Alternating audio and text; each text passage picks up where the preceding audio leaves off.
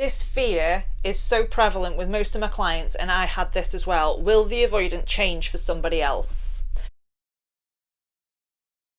Hi, I'm Amy and welcome back to my channel. Welcome if you're new here. I'm a certified attachment style coach and I help anxious attachers break the cycle of avoidant and emotionally unavailable partners so that you can really thrive in your independence and prevent future heartbreak.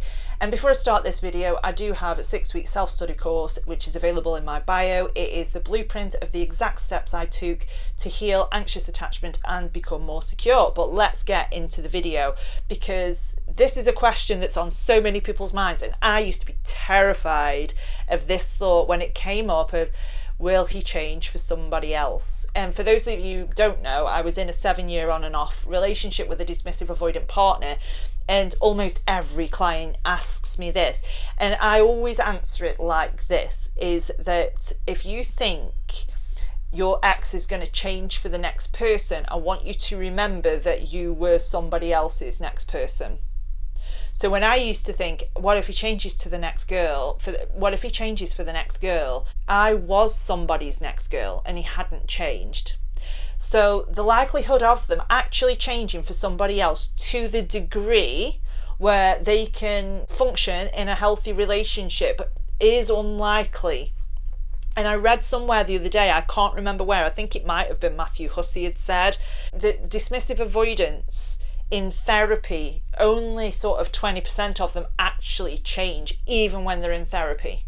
Now, what you've got to imagine with a dismissive avoidant partner or an emotionally unavailable partner is that therapy requires you to be vulnerable. It requires you to be open. It requires you to, go into the shame that you're feeling.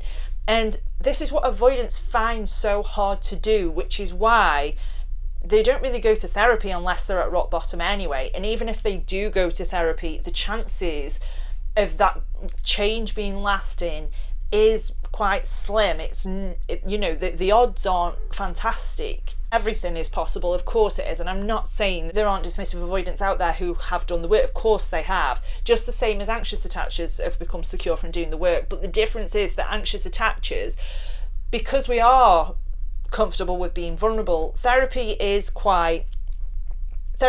coaching can be really, really beneficial. And a lot of the time, dismissive avoidants don't actually think that they are the problem. So there isn't really any need for them to seek therapy, because they don't think that they don't see the dysfunctional dynamics, and they don't see how they participate in the downfall of the relationships. They just assume that many of them just assume that it's their partner's fault.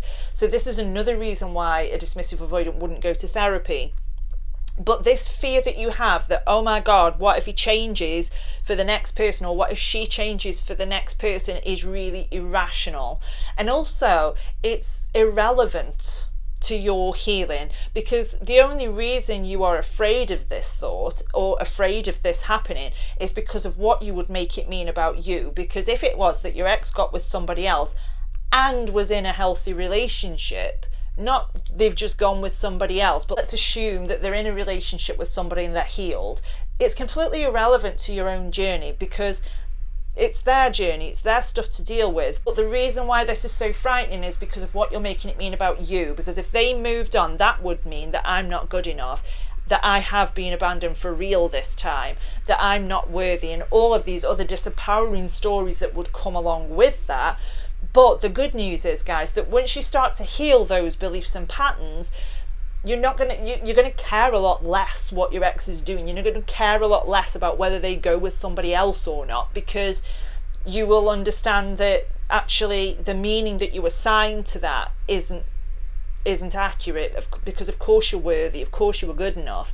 We just want to do some healing work around what those belief systems are, so that you can start to believe that for yourself and validate that for yourself. So if you've seen your ex online with somebody else and you think, oh my gosh, he's going to change for them, remember you were somebody else's next person. I hope you enjoyed that video. I'm Amy and it's an absolute pleasure to help you improve your self-worth. If you like this content, subscribe to this channel and leave any comments below. I do love to read them and respond to them, but I will see you in the next video.